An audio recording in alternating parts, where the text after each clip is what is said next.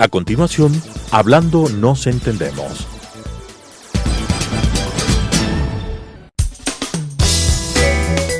Clasificación A. Apto para todo público.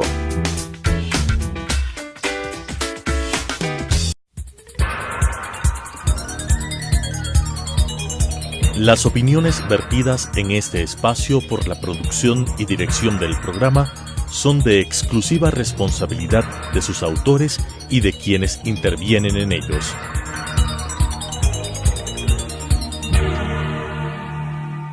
Telesucesos Canal 29 UHF presenta Hablando nos entendemos, un programa de la Academia Ecuatoriana de la Lengua con la conducción de Gonzalo Ortiz Crespo. Hablando nos entendemos. En el Ecuador no se ha hablado del crimen político, aunque ha habido muchos, de una manera sistemática. Hasta ahora, porque acaba de aparecer un nuevo libro de Enrique Ayala, o coordinado por Enrique Ayala Mora, sobre el crimen político en el Ecuador. De eso hablaremos en un momento con él. Pero antes, unas noticias de la lengua, y con eso arrancamos. Noticias de la lengua y la cultura. A veces hay sustantivos que vienen de nombres de lugares. Por ejemplo, ¿quién no ha oído hablar de que alguien lleva un bikini? Bikini es una palabra que viene de unas islas en el Pacífico. Esta prenda femenina de baño famosa nació en 1946, poco después de que se habían lanzado unas bombas atómicas justamente en los atolones en el Pacífico, en una isla llamada Bikini. Y a alguien se le ocurrió, al inventor de esta prenda, ponerle bikini a esa prenda. Así que ahora que se van muchos a la playa por los feriados de Navidad y Año Nuevo, muchas personas llevarán bikini. Igual, por ejemplo, sucede con los postres que se llaman Macedonia. Macedonia, todos sabemos, es un lugar en el mapa, ¿no es cierto? El territorio de Macedonia. ¿Por qué se llama Macedonia a la ensalada de frutas? Normalmente llamamos ensalada de frutas, pero esto es un nombre que en algunas cartas de los restaurantes aparece. Y sobre todo en los restaurantes italianos, Macedonia, la Macedonia de frutas. ¿Será porque allí se usaba este plato? ¿O porque, como todas las cosas en Yugoslavia, son una ensalada de diferentes nacionalidades y países, que había una gran diversidad de culturas y de idiomas, y por eso empezó a llamarse Macedonia a la ensalada de frutas? Otra de estas palabras es, aunque no parezca, por ejemplo, una que se usa al mezclar colores. Si mezclas magenta y amarillo, obtienes rojo. Bueno, magenta no es el nombre del color solamente, sino que es el nombre de una ciudad italiana llamada Magenta. Dicen que fue por la sangre derramada en una batalla que tuvo lugar en ese territorio a mediados del siglo XIX, que sirvió de inspiración para designar con este color, que es un rojo oscuro, el nombre de este color, un rojo que casi tira a morado, magenta. Una palabra que usan mucho los españoles es la palabra jauja, y también usamos nosotros en América Latina. Esto no es jauja. Jauja es el nombre de una localidad en el Perú. Por cierto, en el Perú ha dado lugar a varios de estos sustantivos. Vale un Potosí, más bien es de Bolivia, pero también vale un Perú. Se utilizan para referirse a algo que vale mucho. El primero, por cierto, en utilizar vale un Potosí fue nada menos que el propio Cervantes. Él tiene en el Quijote esta expresión, vale un Potosí. Pero una palabra que usamos y que ahora con las fiestas se va a emplear, saca el champán para brindar. Champán es el nombre de una ciudad francesa, de una región en realidad, Champagne, con GNE al final, Champagne. Pero también hay otros tragos que tienen el nombre de la ciudad de donde provienen. Cognac es otra región de Francia. Tequila es también una localidad de México. En algunos de los países se llama champaña, por cierto, al champán, no champán solamente, sino champaña, ¿no? Otra forma de decir con una palabra que venía de un sitio, esta vez de la Biblia, Babel. Cuando hablamos de una conversación en la que nadie se entiende, se puede decir que era un Babel, o se usa a veces por el relato bíblico de que en esa ciudad hubo una gran confusión. Pero para terminar, ya un par de palabras más. A mí me gustan colonias de olores cítricos. Colonias, el agua de Colonia proviene de la ciudad Colonia de Alemania. Y también alguien dice que se hizo un maratón y que vio en Netflix toda la serie. Una maratón de la serie. Maratón y también la carrera pedestre maratón provienen de una ciudad en Grecia que se llama Maratón. Todo esto se me ocurrió comentarles porque vino en una de las últimas entregas de la Fundación del Español Urgente, un sitio muy interesante que es coordinado entre la Academia de la Lengua Española y el Banco BBVA, la Fundeu, la Fundación del Español Urgente, que además tiene un sitio para consultas y dudas, también tiene artículos sobre algunos de estas palabras que usamos normalmente. Bueno, una última, la palabra palacio. La palabra palacio también proviene de un lugar, no de una ciudad entera, pero sí de una zona de Roma. La colina Palatina, que era una de las 7 colinas, que es una de las 7 colinas de Roma, allí tenía su residencia el César. Y por tanto, Palatium empezó a decirse lo que quedaba en la colina Palatina. Y de ahí viene el nombre palacio que usamos todo el tiempo para designar una residencia importante. Con esto vengo en un momento con mi invitado de hoy, el doctor Enrique Ayala Mora. Ya regreso. La vida de la academia. Muy bien, como les anuncié, Enrique Ayala está con nosotros.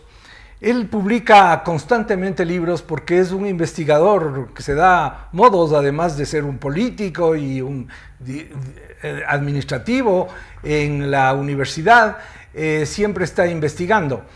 Y hay un libro nuevo que lamentablemente no lo tenemos ahora físicamente, pero que ya habrá ocasión de presentarles, que es sobre el crimen político en el Ecuador. Pero ayer mismo ya presentó otro libro, ayer martes presentó uno nuevo en que él es editor también, un libro sobre la influencia de la Reforma Luterana en América Latina. Este del crimen político es el que nos interesa ahora y por eso le doy la bienvenida, Enrique. Qué bueno que te hayas dedicado ahora al tema este del crimen político, porque ha sido algo que ha sucedido con frecuencia en el Ecuador, pero que no se había estudiado de una manera sistemática. Gracias, Gonzalo, de todo corazón. Creí que me ibas a decir que qué bueno que te hayas dedicado al crimen político, por si acaso se nos ofrezca. Pero no, en realidad es una vieja afición mía que se transformó en un tema de investigación ya hace algunos años, cuando era profesor de la Universidad Central todavía. Y pues la idea es que... ¿Diste algún curso sobre eso? Dimos un seminario sobre eso, incluso hay un artículo de un alumno del seminario que ahora vive en Londres sobre la matanza de uno de las víctimas del velasquismo, Isidro Guerrero. Pero lo interesante es que el crimen político no es una curiosidad, no es que hemos puesto el extra empastado. Ajá, podría ser. Los crímenes son un momento en que se reflejan los conflictos de la sociedad, en que uno ve a la vida de la sociedad ecuatoriana o cualquier otra sociedad desnudos. Y entonces el crimen permite ver las aristas más agudas de la vida social. Y por eso es que estudiar una secuencia, en este caso de alrededor de 22 crímenes políticos de la historia del Ecuador desde 1830 hasta 1959, pues nos permite conocernos mejor como ecuatorianos. 22. Entiendo que son 2 volúmenes, ¿no? Porque van a ser son 2 artículos volúmenes. De diferentes autores. Van a ser 2 volúmenes. El primero cubre, como ya dije, desde el inicio de la República hasta 1959 y el otro desde 1959 hasta nuestros días. Este segundo estamos todavía terminando de prepararlo. O sea que está circulando un volumen. ¿Cómo se lo puede obtener? Creo que es exclusivo de Diners. No es exclusivo de Diners, pero es preferentemente para socios Diners. Es este sistema de Dinediciones, que es una editora asociada al grupo Diners, que hace estos libros objeto, ¿no? Un libro muy bonito, de gran tamaño, a todo color, con papel couché, y que pues recoge básicamente 3 etapas de la historia nacional. La primera, que va pues entre 1830 y 1895. Hubo ya crímenes en la época de la independencia. Sí, claro. Bueno, aparte de, claro, las batallas y las guerras, pero crímenes como tal, por ejemplo, el del Barón de Carondelet, ¿no? Claro, fue asesinado en las calles de Quito, precisamente. Pero tú arrancas desde 1830. Desde 1830. La idea es arrancar cuando se funda la República, porque dijo Bolívar, sobre la sangre de Abel, ¿no?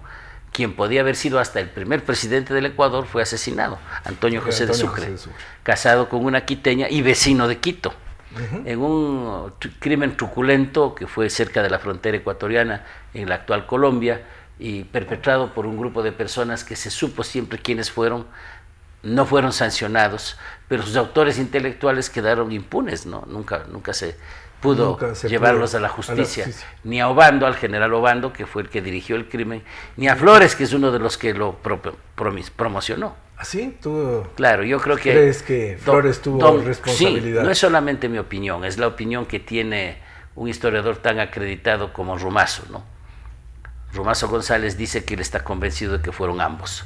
Se pusieron de acuerdo, los dos Flores beneficiarios. Veía que claro, Sucre iba esa era la realidad. a ser el presidente. Y luego, claro, Flores, que no fue propiamente un hombre de temperamento represivo.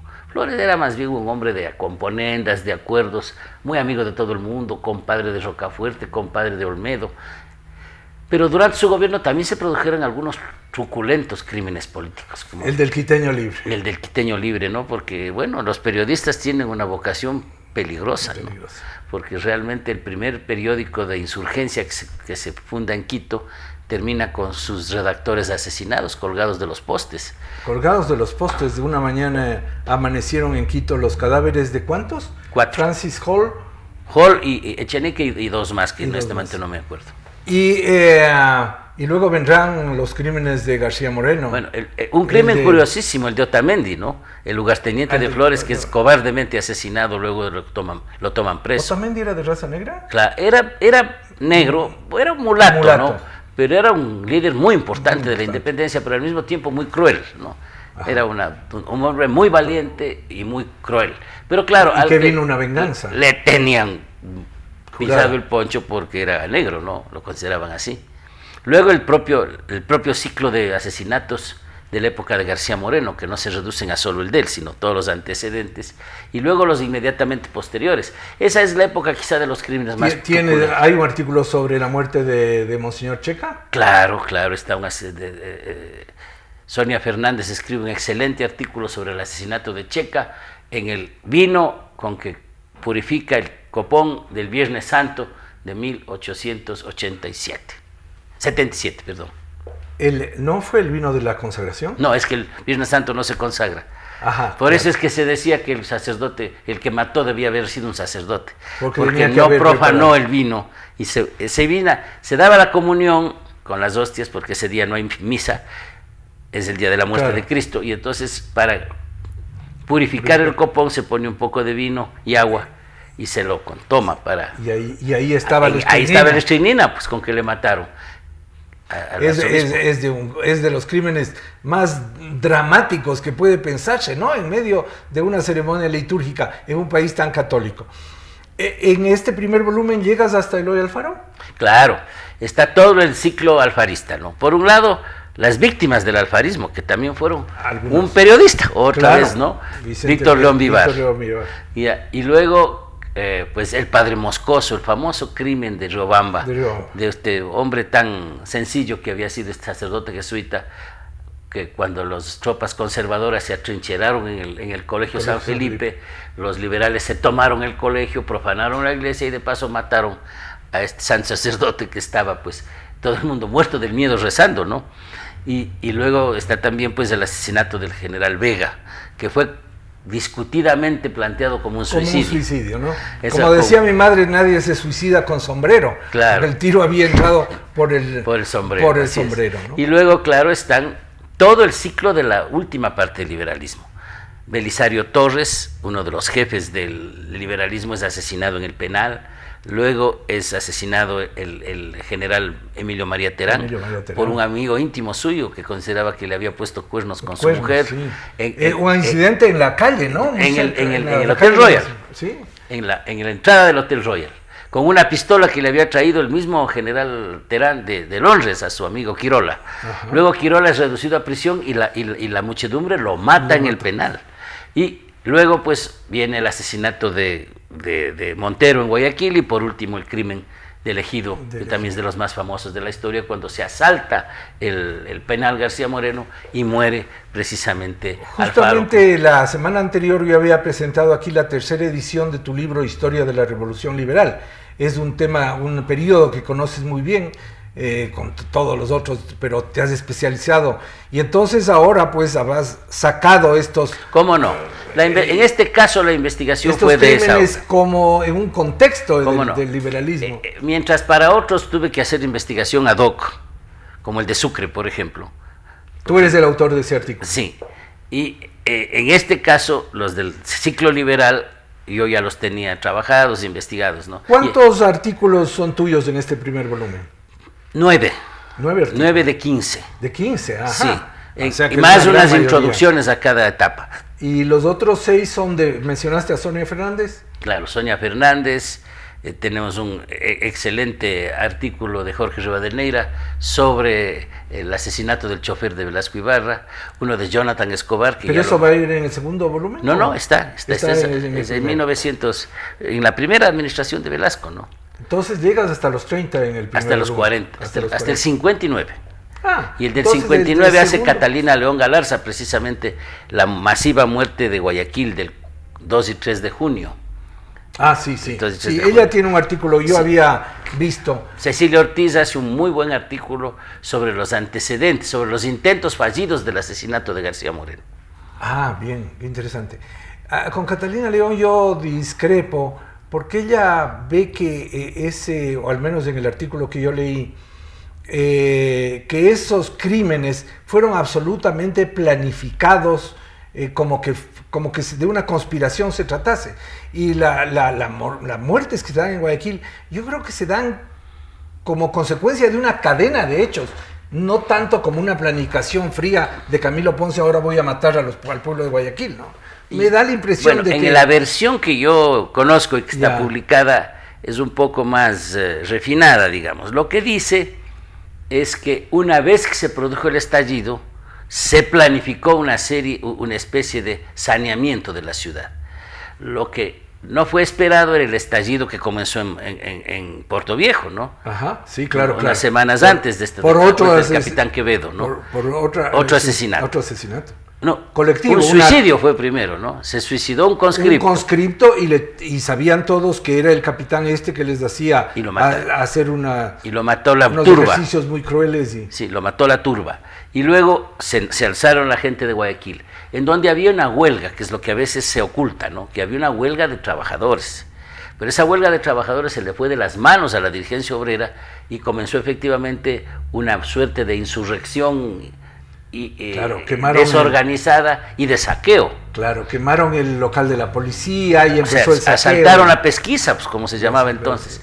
Entonces lo que me queda claro a mí del estudio ese, que yo francamente no lo había visto de esa perspectiva, es que lo que sí hubo es una intención de aprovechar el hecho para limpiar a Guayaquil de lo que se consideraba el matonismo, el AMPA. El AMPA, es decir, eso, entonces claro, lo cual no deja de hacer también un crimen organizado, porque obviamente utilizar un mecanismo rápido, ¿no? Que es matarle a la gente. Ahora, en la si uno ve los medios de comunicación de esos días, la revista Vistazo, el diario El Universo y demás, hay una coincidencia total en justificar los hechos, en justificar la acción del gobierno. Así es. Salvó Guayaquil. Yo creo que esa fue una de las acciones más consensuadas de los medios, como el 15 de noviembre. También salieron al día siguiente a decir que se había salvado la ciudad. Pero claro, el 15 de noviembre fue que Germán Rodas describe ese artículo. No. Entonces el 15 de noviembre fue pues una presencia mucho más importante de la clase obrera organizada, de los trabajadores, de los artesanos. Entonces no fue posible ocultar, digamos, el carácter político de la movilización. El 59, en cambio, la toma del proceso por estos sectores ya lumpen, que no eran organizados y que eran la lampa de Guayaquil, eso deformó totalmente la imagen de la realidad y se enfatizó mucho en esto segundo, y por eso es que la prensa, sobre todo la revista Vistazo, que apenas tenía unos pocos años, 3 años de funcionamiento, apostó por la idea de que había sido una especie de saneamiento de la ciudad. Así es, qué interesante. Como ven, hay mucho y, bueno, llega hasta épocas recientes. El hecho de que haya reservado el segundo capítulo para solamente los últimos años del siglo XX y lo que va del XXI, es porque hay muchos más. Es un problema de economía, de espacio. Porque los crímenes se han acelerado, ¿no es cierto? En los años 60, por ejemplo, termina esto el 59, en los años 60 comienza un ciclo de asesinatos de campesinos. Están reclamando la tierra. El proceso de reforma agraria no fue un proceso fácil, tranquilo, fue un proceso violento, muy fuerte, y entonces hay una secuencia de eso. Luego también los asesinatos políticos de los líderes estudiantiles, ¿no? Hay varios casos. En este tomo yo escribo menos artículos, yo voy a escribir 5 de los 15. Los 10 restantes son de otros colegas, amigos y también periodistas, ¿no? Porque ya los últimos van haciéndose más bien como reportaje. Pero lo curioso, por ejemplo, es que el asesinato de los estudiantes, los crímenes se cometen contra la insurgencia, ese es en este momento, ¿no? Los que se presume que son guerrilleros, terroristas, etcétera. Y luego, claro, está todo el ciclo de Alfaro Vive, ¿no? Y que incluye el asesino, y un poco anterior el de Naín Isaías.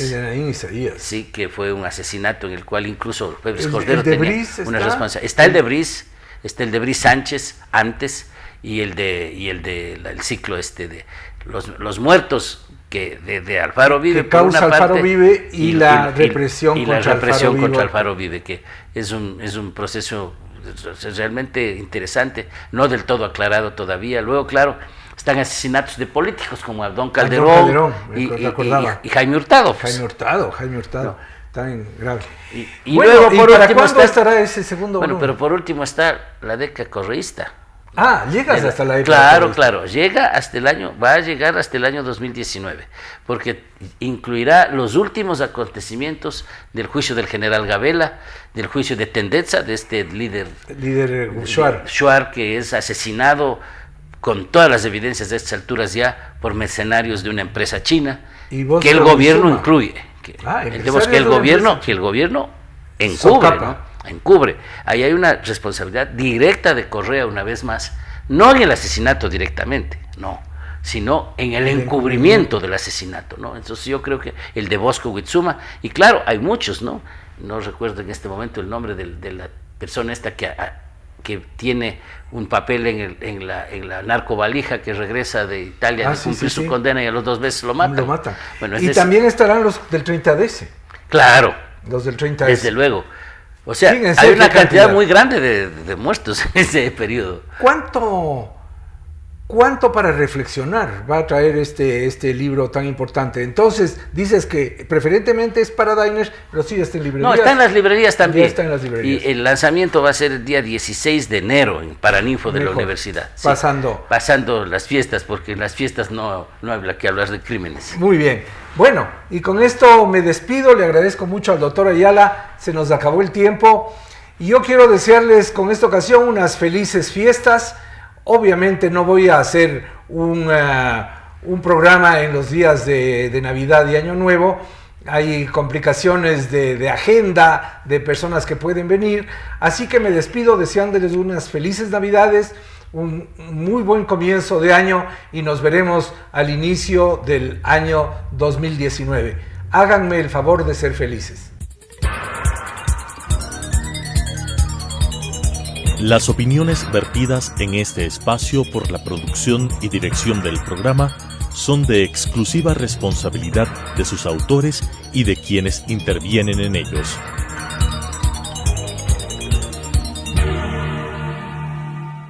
Telesucesos Canal 29 UHF presentó Hablando nos entendemos, un programa de la Academia Ecuatoriana de la Lengua con la conducción de Gonzalo Ortiz Crespo.